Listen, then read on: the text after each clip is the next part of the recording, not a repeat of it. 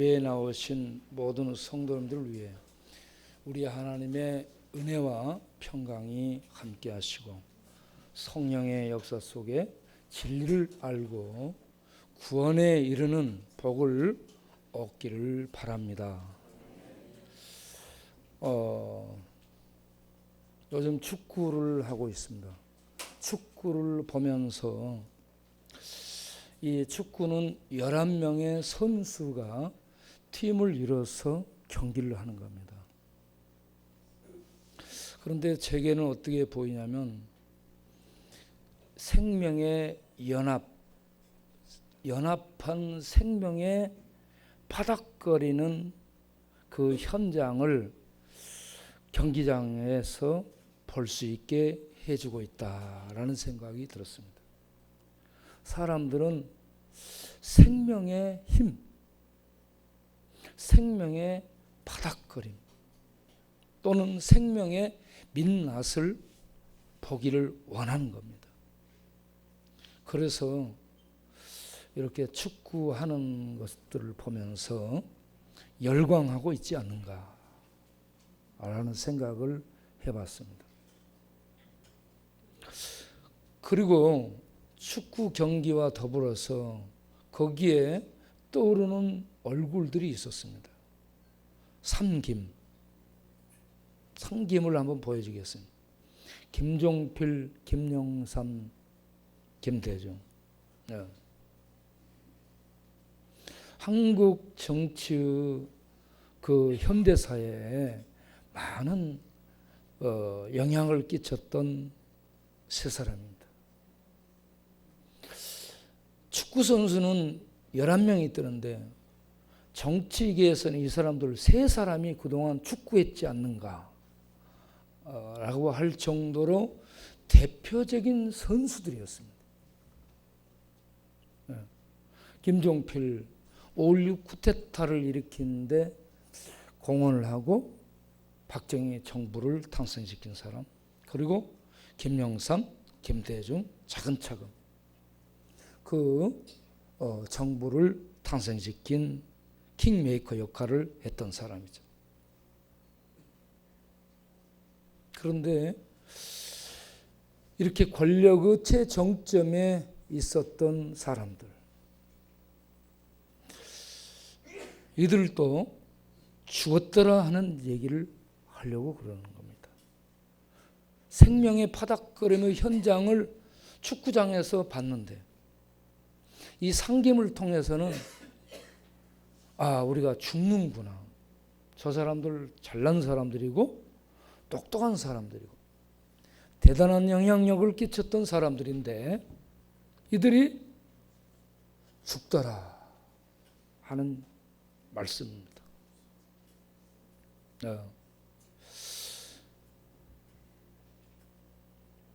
이렇게 우리는 어떤 생명의 파닥거림을 보면서도 또 죽음을 동시에 보는 그러한 세상에서 살고 있습니다. 우리에게 생명의 또 본 모습을 보여주는 그 영화, 책 라이프 오브 파이라는 그 영화가 있었죠. 한번 더 보도록 하겠습니다. 벵갈 호랑이, 그리고 얘가 차근차근 다 배에 있는 것들을 잡아먹죠. 그리고 마지막에 두 사람이 이렇게 서로 대치한 상태에 있습니다. 호랑이 이름은 리차드 파커, 사람 이름은 파이입니다. 자, 망망대해에서 조그만 보트에 적과 동침하고 있습니다. 227일 동안 적과 마주보고 적과 공생해야 되는, 그리고 바다입니다. 죽음이 지배하는 그런 이 세력권 안에서 잡아먹히느냐 살아남느냐, 이런 치열한 이 사투를 벌이는 이러한 영화를 통해서 무엇을 의도하는가? 생명의 모습.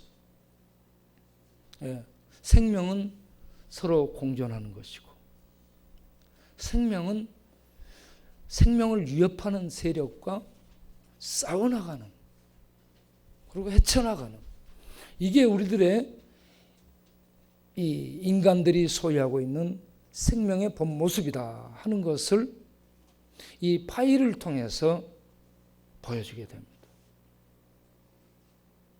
호랑이를 밀어내려고 노를 들이대서 밀려가는데 호랑이가 그 노를 타고 올라버립니다. 예. 그러니까 우리가 적을 밀어내려고 할 때에 적은 오히려 그걸 발판을 해서 오를 수 있다는 얘기죠. 그래서 적과 대치하는, 우리는 이 세상에 적과 대치하고 있는, 공생하는, 생명이 있는데 죽음이 들어있고 죽음과 생명이 함께 어울려져서 살고 있는 그런 세상에서 살고 있다는 얘기입니다. 제가 몇 가지 세력을 싫어하는 세력이 있습니다. 그 하나가 동성애입니다. 동성애는 하나님을 무너뜨리고 기본 전통의 성을 무너뜨리고 가정을 무너뜨리는 파괴적 세력입니다. 이슬람도요, 우리들이 선교의 대상으로 삼아야 되는 그런 사람들이죠. 그런데 이슬람은 가는 곳곳마다 끝없는 테러와 이 천지를 만들고 자기네들이 사는 그런 동네를 슬럼화시키든지 게토화시켜서 특구화 만듭니다. 네. 그러면서 그 같이 받아들이는 그런 것을 위협하는 그런 경향이 많이 있습니다. 그럼에도 불구하고 우리가 그들을 받아들이고 그들 속에 들어가야 되는 이런 강함을 우리가 실천해야 되는 그런 시대에 살고 있다는 얘기입니다. 어쨌든 이슬람의 공격적인 테러, IS 세력들이 그 중에서 활동하기 때문에 우리가 두려워하고 힘들어하는 대상 중에 하나입니다. 그리고 공산주의가 얼마나 많은 사람들을 죽였는지 모릅니다. 스탈린의 공산혁명, 중국이 모택동의 문화혁명 등 이 공산주의가 얼마나 많은 사람을 죽이고 북한의 공산주의가 남북을 대치시키고 얼마나 많은 사람들을 죽이고 고아로 만들고 이 땅을 황폐화시키는지 모릅니다. 그런데 그들은 지금 김일성 3부자의 주체적인 그런 특별한 공산주의 비슷한 그런 특별한 주의로 남아서 위협을 하고 있었다는 거죠. 그래서 이 공산주의 사상, 참 우리가 이 힘들게 느껴질 수밖에 없는 그러한 세력 중에 하나죠. 거기에다가 전 세계적으로 지배하게 되는 중독, 각종 중독들, 무서운 세력입니다. 이 모든 것들은요, 다 파괴합니다. 파괴적입니다. 파괴적인 성향을 가지고 있습니다. 무엇을 파괴하는가? 생명을 파괴합니다. 생명을 파괴하는 건 죄예요. 죄가 이들 속에 문화, 어떤 이 이데올로기, 어떤 이 사상, 어떤 주의, 그런 것들로 옷을 입고 포장해서 그들을 움직이는 기본 체제, 근간으로 이렇게 토대를 구축해서 근거를 제공해주고 있다는 거죠. 우리는 이러한 끝없는 이 적들과 수많은 주변에 포진되어 있는 적들과 파이처럼 벵갈 호랑이는 적을 대표적으로 눈앞에 딱 떼어놓고 보고 있는 거고요. 우리는 이렇게 수많은 적들을 다 안고 살아가야 되는 그러한 지경에 있다라는 말씀입니다. 이런 속에서 우리가 추구하는 것이 뭘까?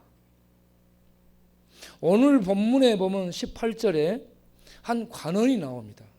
이 관원이라는 단어는 아르콘이라는 단어인데 이거는 지도자를 얘기하는 단어입니다.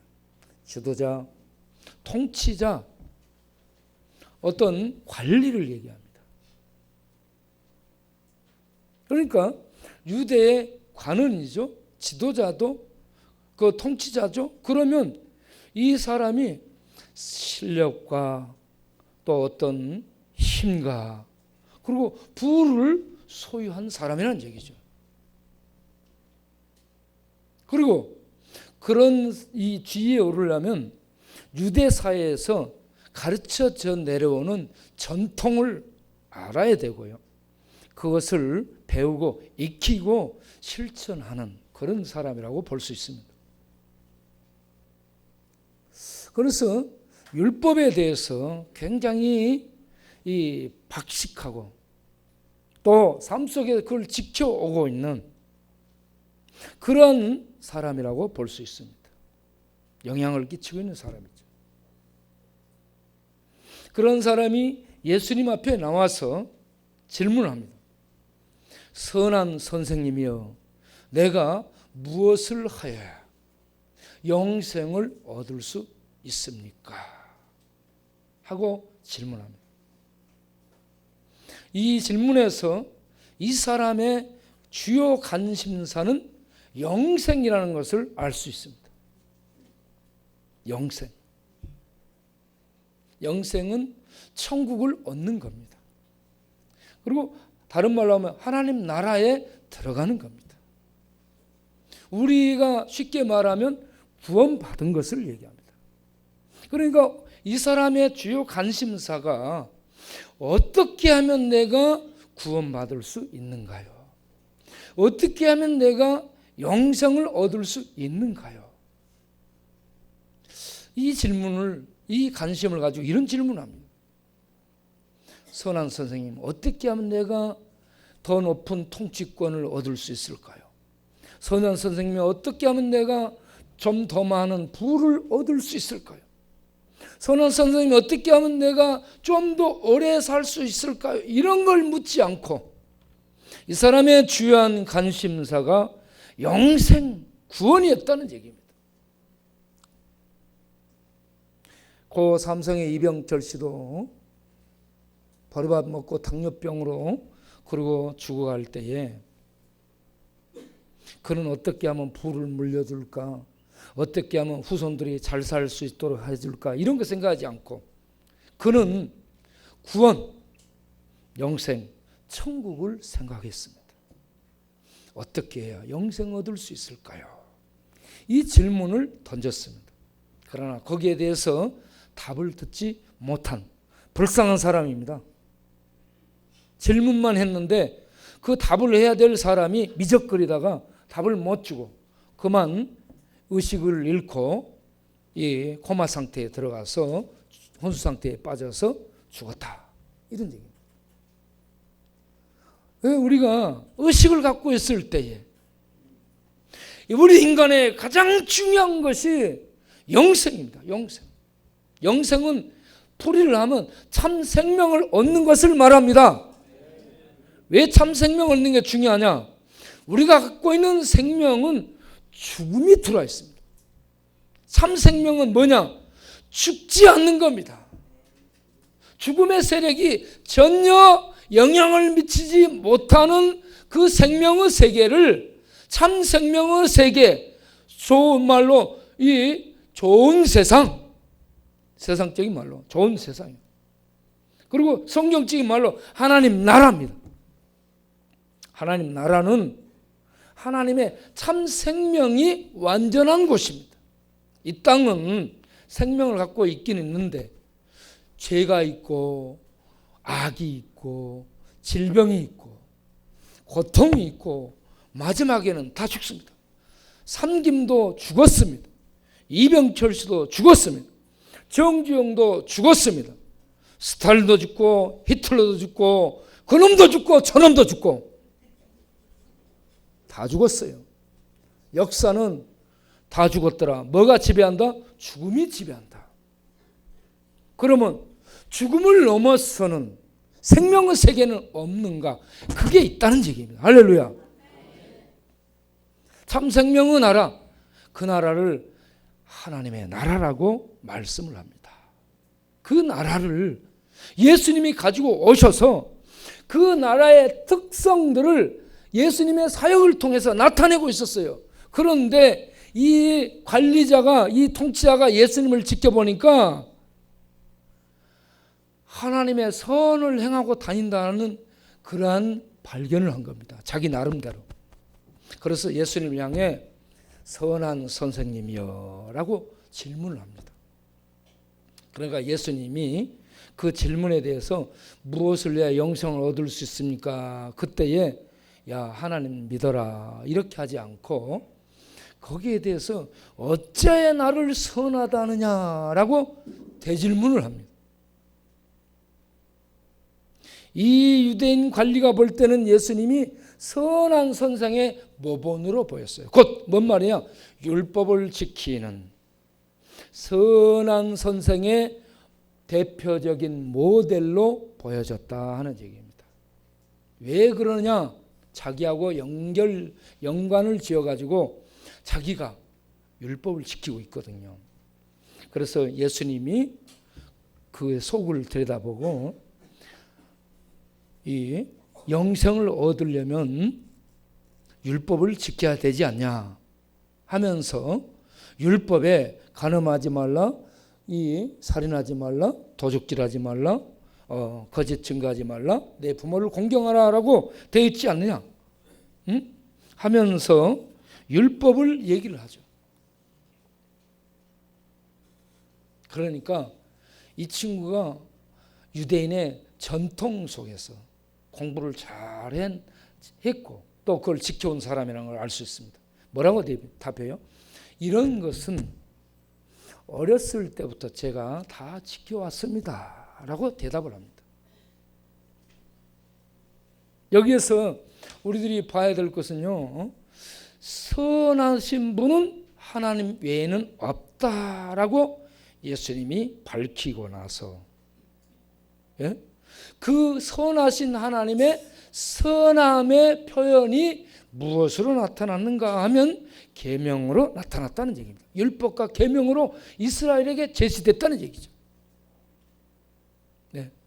하나님의 선함은 율법과 계명으로 이스라엘에게 제시됐습니다. 계시됐어요. 네. 율법은 선한 겁니다. 네. 그래서 하나님은 선한 분인데 선하신 하나님의 선하신 뜻이 율법을 통해 나타났다. 네. 자, 이 선에 대해서요, 사람들이 생각할 때에 플라톤은 이데아 또는 원리로 이해를 했습니다. 아리스토텔레스는 신성 또는 이성 또 미덕으로 생각을 했습니다. 그리고 유대 철학자 필로는 인격적인 하나님으로 이해를 했습니다. 이 선은 구약에서 인격적인 하나님을 말하고 있다라고 성경은 밝혀주고 있습니다. 인격적이신 하나님, 이스라엘 부르시고 인격적으로 만나주신 하나님을 말하는 겁니다. 예수님이 선은 하나님 한 분뿐이다라고 말씀합니다. 하나님은 선하신 분이고 하나님은 선 자체이십니다. 그런데 여기서 선은 헬라 아가도스인데, 아가도스는 뭐냐면 선하신 존재가 도덕적으로 완전함을 나타냈을 때 선이라고 얘기합니다. 선하신 하나님이 도덕적으로 완전하신 이 선함을 율법과 계명으로 이스라엘에 계시했습니다. 그러면 예수님이 그 선을 지금 행하고 있는 것으로 보여졌어요. 이 관리자가, 유대 관원이 예수님 볼 때 선을 행하는 존재, 그런 모델로 보여졌습니다. 그래서 자기가 어려서부터 율법, 하나님의 선함이 계시되 율법을 다 배우고 지켜왔으니 자기도 영생에 이를 수 있지 않겠나. 나 정도 되면 하나님의 선한 율법을 잘 지켰기 때문에 나 정도 되면 구원, 영생에 이를 수 있지 않겠는가 하는 이런 답을 예수님께 듣고 싶었던 겁니다. 그런데 예수님이 뭐라고 얘기하냐면 너 다 지켰다고? 천만의 말씀이야. 너에게 지키지 못한 것이 있어. 그러면서 그걸 제안을 합니다. 너에게 있는 소유, 너에게 있는 재산을 다 팔아서 가난한 사람들에게 나눠줘라. 아우, 이게 뭔 말씀이단가?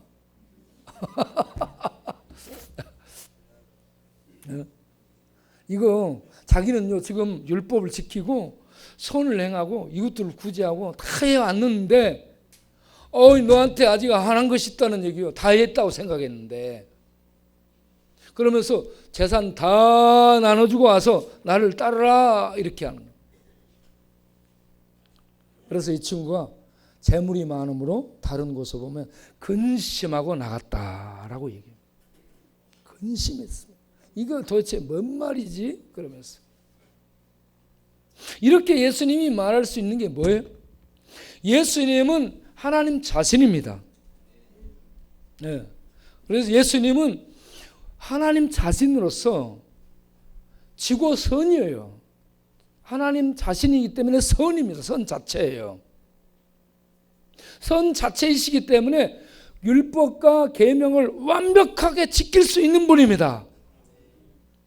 그러면서 우리 죄인들을 위해서 당신은 생명도 뭐든지 이 영광과 능력도 다 버리고 죄인들을 위해서 당신의 몸과 피를 목숨까지도 내어주실 수 있는 그러한 선하신 하나님이시거든요.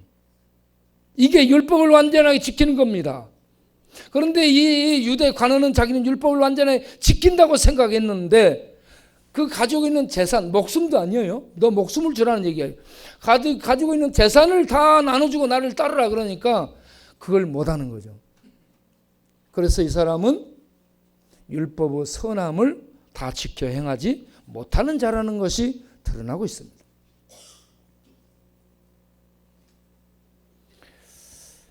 예수님이 하시는 말씀의 의도는 뭐냐? 그러면 너는 지키려 해도 못 지킨다. 이걸 얘기하는 겁니다. 그래서 그 다음에 무슨 얘기를 하냐면 부자들이 천국에 들어가는 것은 낙타, 약대는 낙타를 얘기합니다. 카멜로스라는 이게 낙타를 얘기하는데 여기서 캐멀이 나왔죠. 낙타. 이 낙타가 이 바늘귀로 들어가면 들어갔지 부자가 천국 가기가 더 어렵다라는 얘기입니다. 이거는 과장법과 풍류법을 같이 섞어서 부자가 천국 가는 것은 불가능하다는 얘기입니다. 그 말이 뭔 말이야?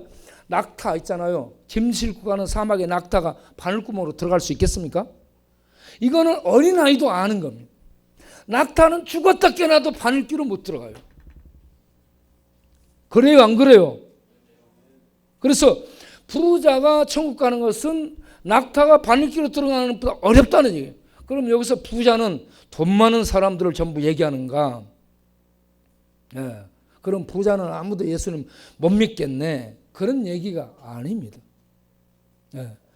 이 부자 뭔가 많이 자기 속에 갖고 있는 거예요. 자기 속에 뭔가를 갖고 있어서 그걸 버리지를 못하고 예수님께로 오지 않는 사람들은 자기 속에 뭔가 많이 갖고 있는 부자들입니다. 물질을 가지고 얘기를 하지만 사실은 그 속에 뭔가를 많이 가지고 있는 것을 지적하고 있는 겁니다. 여러분들이 가지고 있는 것은 뭡니까? 우리는 심령의 가난한 자가 복이 있나니, 이 심령이 가난한 자가 복이 있나니 이 말씀을 들어야 됩니다. 심령이 가난하다는 것은 우리의 속을 얘기해요. 우리의 속이 가난하다는 것은 하나님 앞에 설 수 있는 자격인 의로움이 나한테 없다는 것을 보고 울고 하나님을 향해 나아가며 하나님을 의지하는 마음 상태를 심령의 가난함이라고 얘기하는 거예요. 그런데 뭔가 있는 사람, 곧 유대주의, 율법을 갖고 있고 율법을 지켜왔다고 생각되는 사람들은 자기네들은 율법을 지켜서 상당히 이방인들과는 다른 그런 많은 하나님께 가까이 접근할 수 있는 의로움을 갖고 있다. 이방인하고는 다른 그런 의로움을 갖고 있다라고 생각하는데 예수님이 말씀하는 것은 너 그거 안 된다 이겁니다. 그런 의 가지고는 하나님 나라에 낙타가 바늘귀로 못 들어가는 것처럼 절대로 못 들어간다는 얘기입니다.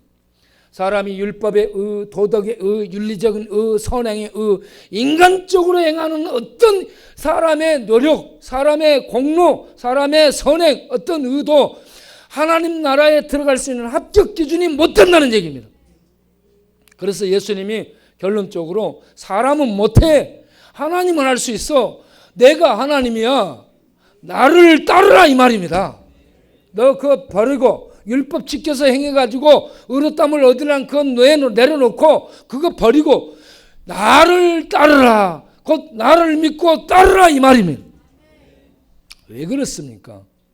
예수님은 마태복음 5장 17절에 온 목적을 말씀합니다. 내가 온 것은 율법과 선지자를 폐하기 위해서, 폐지하기 위해서 온 것이 아니라 성취하고 완성하기 위해서 왔느니라. 할렐루야. 사람으로는 잘 배우고 잘 받아들이고 잘 깨달아서 율법을 행한다 할지라도 선하신 하나님이 행하는 완전함을 절대로 거기에 이룰 수 없다는 얘기입니다. 예수님이 오신 목적은 인간은 아무도 선하신 하나님의 뜻인 율법과 계명을 지킬 수 있는 자가 없고 그 앞에서 오히려 죄인으로 드러나기 때문에 대신 율법과 계명을 지켜서 죄인들이 하나님 앞에 설 수 있는 의를 얻도록 의를 이루기 위해서 오셨다. 할렐루야. 그래서 마태복음 5장 17절에 내가 온 것은 율법을 폐하거나 선지자를 폐하거나 하기 위해서 온 것이 아니라 성취하고 완성시키기 위해서 왔노라. 그리고 로마서 10장 4절에 예수 그리스도는 모든 믿는 자들에게 의를 이루기 위해서, 의가 되기 위해서 율법의 마침, 율법의 완성, 율법의 성취가 되었느니라. 예수님은 율법을 완성하시고 율법의 의도, 동기, 실천, 목적, 율법의 모든 조항, 이 모든 것을 완전하게 하나님이 원하시는 하나님의 뜻에 완전하게 부합하게 성취하시고 이루시고 완성하셨습니다. 할렐루야. 그렇기 때문에 예수님을 하나님이 받아들이신 겁니다. 하나님이 받아들이셨다는 것은 하나님의 의라라는 얘기입니다. 하나님은 하나님의 의만 받아들입니다. 그런데 유대의 율법과 계명을 준 것은 그들로 하여금 그걸 지키라고 준 게 아니라 지켜봐라, 못 지킨다는 것을 알도록 하기 위해서 율법과 계명을 주셨다라고 말씀합니다. 로마서 3장 21절에 하나님이 율법을 준 목적이 거기 나오죠. 뭐라고 되어 있습니까? 율법을 준 목적은 죄를 깨닫도록 하기 위함이다 라고 말씀합니다. 율법을 지켜봐. 율법은 하나님의 선한 것이에요. 하나님의 선한 뜻이 나타난 것이 율법이에요. 하나님의 선한 뜻으로 계시되어야 된 율법과 계명을 지켜봐. 너희들 못 지킬 거야. 그래서 지킬 수 없다라는 것을 알게 되는 겁니다. 그래서 로마 3장 12절에 선한 사람은 하나도 없고, 선한 율법을, 선하신 하나님이 계시해 준 선한 율법을 지키기 위해서 하나님의 합격에 이른 선한 사람은 한 사람도 없다. 10절에 선을 행하는 사람도 없고 선을 이루는 의인도 없나니 하나도 없다. 율법은 온 세상에 있는 모든 사람들이 하나님 앞에서 죄인으로 심판 아래에 있다라는 것을 알려주는 선한 역할을 하는 것이다. 그래서 우리 모두가 율법의 정죄 아래 떨어지고 율법의 심판 아래에 있다라는 것을 알게 되는 그런 역할을 율법이 해준다는 얘기입니다. 우리는 다 죄인입니다. 죄인이라는 것은 하나님 앞에서 심판받을 존재라는 얘기입니다. 죄를 지어서도 죄인이지만 죄인으로 태어나서 죄인입니다. 우리는 부모님들을 통해서 죄 아래서 태어납니다. 아담 이후 모든 사람들은 다 죄인으로 태어나는 겁니다. 그래서 율법을 줘도, 선한 율법을 줘도 선한 율법을 지킬 수 있는 사람이 없어요. 다 걸려 넘어지게 돼 있습니다. 그래서 그러면 우리는 율법의 정죄와 심판을 받으니 끝났네? 그러면 우리는 망했네? 그러면 어떻게 하라는 얘기요? 율법의 정죄 아래서 심판받고 죽으라는 얘기인가? 그것이 아니라는 얘기입니다. 그래서 하나님께서 율법 외에 하나님의 의를 우리에게 주시게 됐는데, 하나님의 의는 율법과 선지자, 곧 구약 성경의 증거를 받은, 구약 성경을 통해서 예언이 된 하나님의 아들 예수 그리스도를 통해서 우리에게 의가 제공되도록 하나님이 일을 하셨다 하는 말씀입니다. 하나님이 일하신 겁니다. 예수님은 하나님이요. 하나님이 오셔서 선한 율법을 이스라엘에 주고 그들이 못해서 온 세상이 정죄 아래 떨어졌던 걸 알게 하면서 이 율법을 완성해서 누구든지 예수님을 믿고 받아들이면 이 율법의 정죄에서 벗어나 하나님의 의를 옷 입고 하나님의 영광의 존전에 설 수 있는 생명을 얻도록 하셨다 하는 말씀입니다. 그래서 로마서 3장 23절에 모든 사람이 죄를 범하였으며 하나님의 영광에 이르지 못했다. 그러면서 예수 그리스도를 통해 제시된 하나님의 의를 믿음으로 말미암아 누구든지 의롭다함을 얻게 하셨다 라고 말씀을 하고 있습니다. 여러분, 오늘 이 본문에서 예수님이 하시는 말씀이 사람은 절대 못한다. 낙타가 바늘구로 들어갈 수 있겠냐? 이겁니다. 상식적으로 얘기하는 거예요. 이거 애기들도 알 수 있는 비유입니다. 낙타는 죽었다 깨어나도 바늘구로 못 들어가지. 그런 것처럼 죄인들, 이 인간들은 다 죄인이고 율법 아래 다 죄인이고, 죄인은 죽었다 깨어나도 자기의 노력으로는 하나님 나라에 못 들어간다. 이 천체야. 그러니까 나를 믿고 따라야 된다 이 말입니다. 나를 믿고 따라라. 로마서 10장 2절 3절을 보게 되면 유대인들은 하나님을 바르게 아는 지식을 따르지 않았습니다. 예수님 믿어야 의를 얻고 영생에 이른다는 이게 바른 지식입니다. 그런데 유대인들은 이 바른 지식을 복종하지 아니했더라. 열심은 냈어. 율법을 지키려는 자기 힘으로 열심을 냈어요. 자기 스스로 지키려고 하는 열심을 냈는데 다른 지식 속에서 열심을 냈다는 겁니다. 예수님 믿고 예수님을 따라야 되는 이 도에 그들이 복종하고 이 도를 이 말씀을 받아들여야 되는데 이 말씀은 받아들이지 않고 율법만 지키려고 힘쓰고 있다. 그런데 이놈들아, 율법과 계명을 완성한 예수를 믿어야 구원받아 영생을 얻어. 그걸 하나님이 창세전에 계획하신 거야. 그리고 인류 역사 속에 이스라엘 택해서 예언을 주고 그 역사의 정점에 아들이 와서 그걸 이뤘어. 창세전에 계획한 예수 그리스도를 통한 생명, 이게 참 생명이야. 영생이야. 구원이야. 하나님 나라의 생명이야. 생명의 본 모습이 거기에 있는 거야. 예수 믿어야 되는 거라고. 예수님이 지금 이렇게 말씀하는 겁니다. 그래서 예수님이 가서 석가 믿어라, 가서 마호메트 공자 믿으라 하지 않고 나를 믿고 따르라 이놈아, 이렇게 말씀한 겁니다. 예수님이 나를 믿고 따르라. 다른 누구를 믿고 따르라는 얘기예요. 아니요, 나를 믿고 따르라. 이렇게 말할 수 있는 분이 있습니까? 예?